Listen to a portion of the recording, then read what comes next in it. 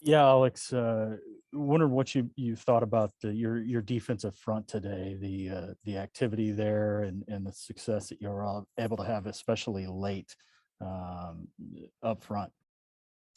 No, I think overall, without watching the tape, but I thought overall it was good. Some of that as you go through it, you got to analyze as a play caller. How much do you rush three? How many do you rush four?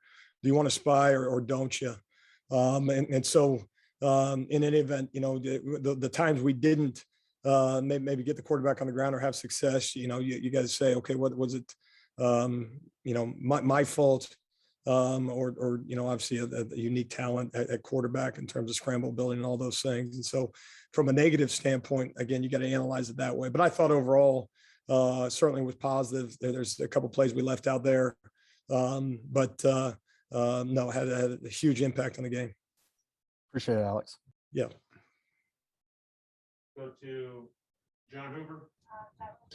Alex, you guys, for the second of the two close games, both of these close games, you guys have been on the field at the end of the game to finish it off. You prefer that? Is that more fun for you to make those calls? And what did you think of the way the guys finished today?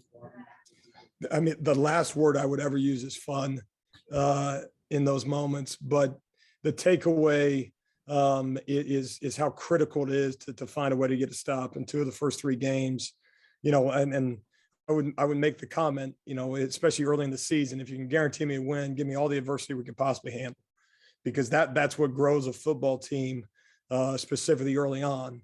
Now, obviously, you can't promise me that, and I'd be singing a different song if things went a different way, and so I admit that. But you either believe in adversity or you don't. Having those moments and finding a way is I think it's a big step each individual year. I don't the big picture defensively, but just specific to this group, because so often ball games come down to that, where it's the final drive or a drive before the drive to get the ball back to your offense, and so you got to do it again, and those opportunities are going to just the way it is. They're going to come as over the course of the year, and not fun, but thrilled that we're able to make it the appropriate plays to find a way to win. And then I get the feeling over the past 3 years that Pat Fields is one of your favorite guys. Where were you during his run back? Did you catch the whole thing? And how happy were you for him? No, I was thrilled for him. I mean, just looking back now in the moment, there's so much more football left. But what a critical play, obviously, to get the block, which you got to help me. I think it was Isaiah Coe with the block to penetrate. And that's one of those things where, they score a touchdown. You can have an emotional reaction, not play the next down, right? You can give into your feelings, or you can go there's still an opportunity to make a play. And what we tell them is play the play.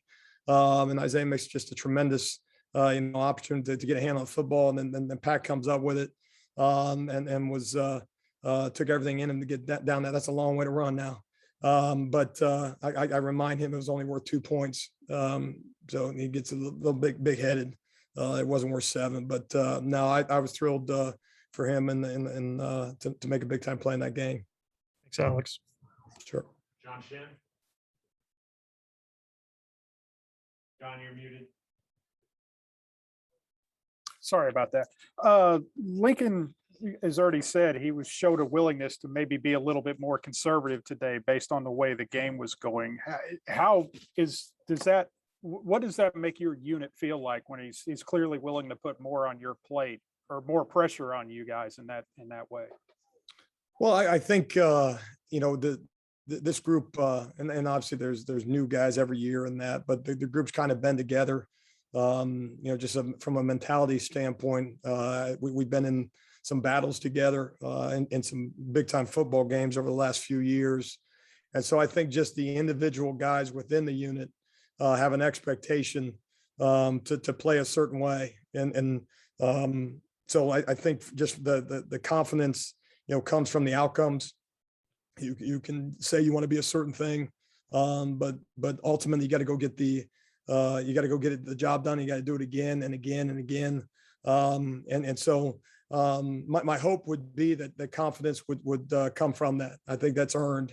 So often as a coach, you so badly want to instill it in individual guys and obviously the collective group.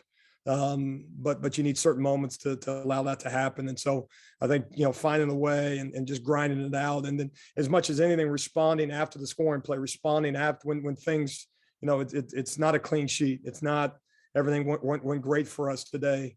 And obviously we love those games too, but no, I think it's real confidence and it should be. And obviously you got to do it again each and every week. Jenny Carlson. Hey, Alex, on Tuesday, you said you hadn't seen improvement out of some of your guys, called them out by name and said you hadn't seen a different fill in the blank. It seemed like everybody, frankly. Did you see some different players today? I did. I saw, a fatigued unit despite only playing minimal snaps a few weeks ago in similar conditions in terms of the heat. And again, that's an indictment against us as coaches. Why couldn't we get them out of it? Get it out of them a few weeks ago, and that was preceded by practice that included some of those same symptoms. And so, as much as anything, just want to make those guys aware that, and in doing so, you're the truth teller. Someone's got to be a truth teller around here. So, making those guys aware that being okay is not okay, and having flash plays or flash moments, as exciting as they are.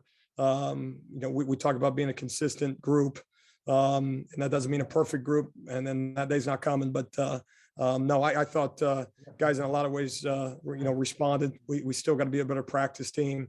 A lot of those comments on Tuesdays, you're catching me after a Tuesday practice, I think needs to be elevated. And so that's obviously quickly approaching us Tuesday morning. But no, I thought the guys responded very well today. Thanks. James Hale.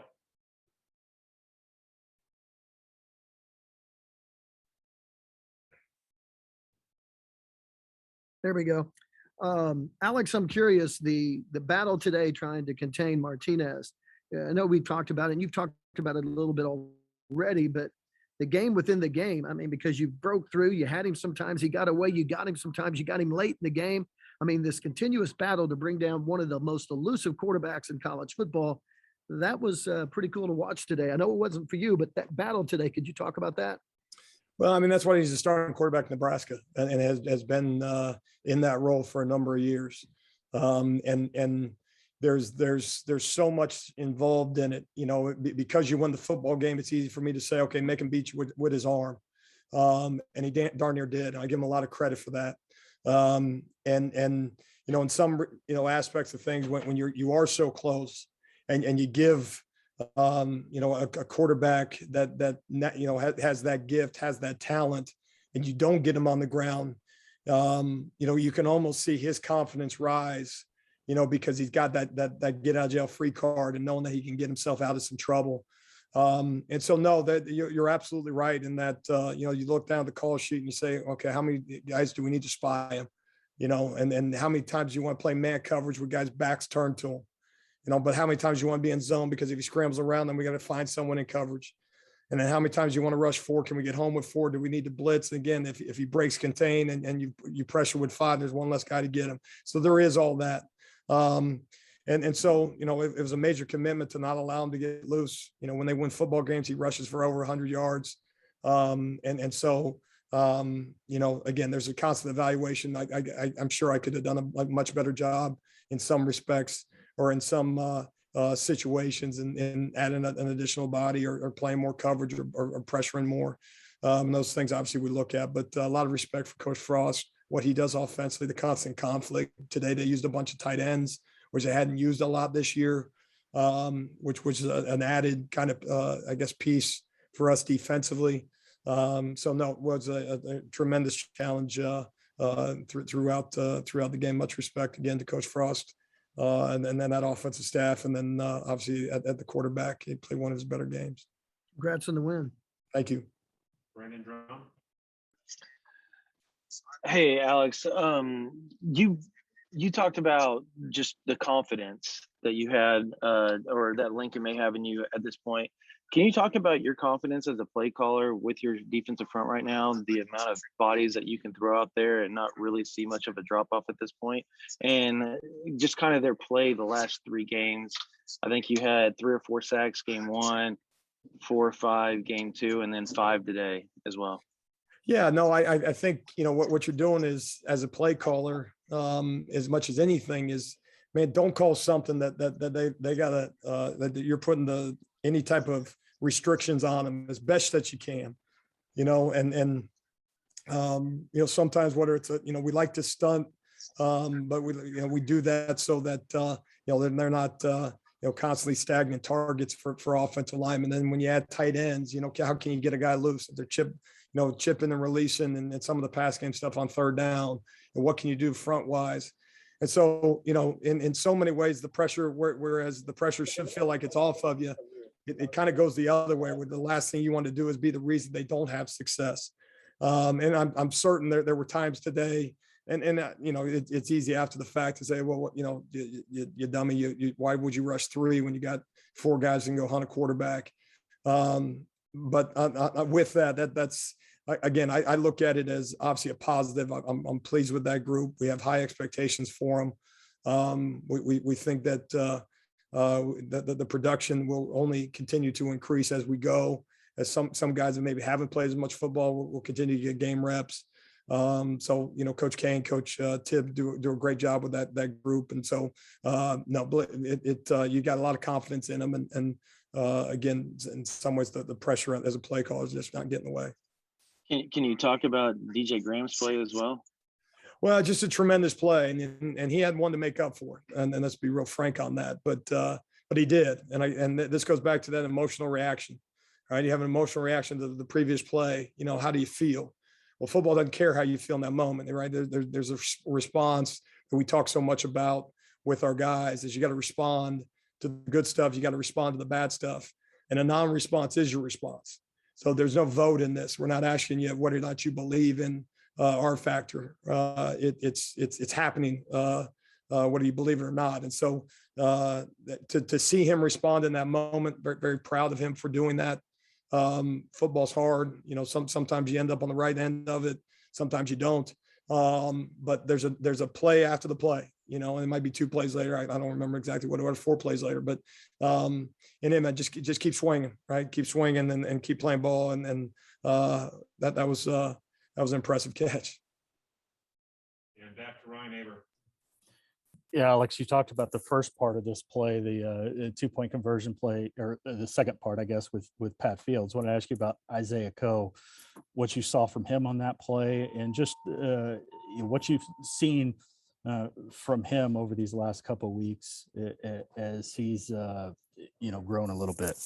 Yeah, no, you've noticed him. He's made some plays for. He has a quickness that we like, and a strength to go with it. So I think his rep count will just continue to continue to go up. So been overall pleased with him. In that particular instance, again, it's another response play. You got to respond to a scoring play, right? How do you feel? And you can easily, obviously, come off the ball, and then they put it through the uprights and jog to the sideline, and that it wasn't your fault they scored a touchdown, whatever it was or it wasn't, and go about your day. But to play the play.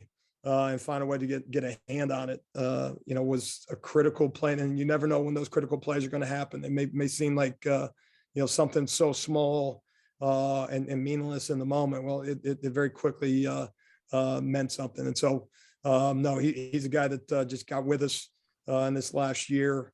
And I think we can continue to get more and more out of him. And a quick follow to the previous question on that DJ play, are you okay with him intercepting that, or is that one where you'll talk to him, when you watch the film or whatever, and say, hey, bat that ball away, or is it just hard to coach that instinct out of him when it's 4th down in that situation?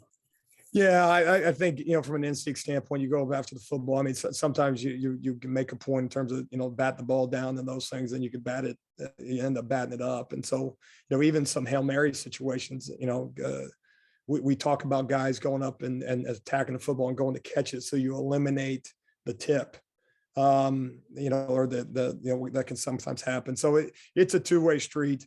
I like takeaways too much to tell them to put it on the ground. No, in that particular situation, the guy goes to make a play. We're excited for him. I appreciate it.